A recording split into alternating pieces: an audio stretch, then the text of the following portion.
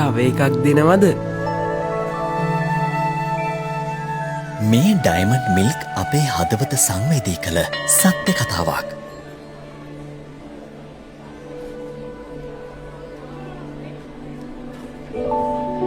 බඩගිනී නේද?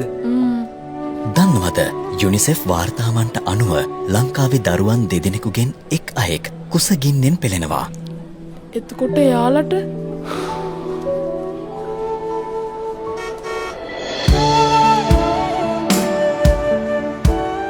Diamond milk අපේ රුපියල් මිලියනයක් ඔවුන් වෙනුවෙන් වෙන් කළේ ඒ නිසාවෙන්මයි. මෙම වීඩියෝව ෂෙයා කරන සෑම වාරයකම එම මිලියනයට රුපියල් 200ක් බැගින් අමතරව අප එකතු කරනවා සේම.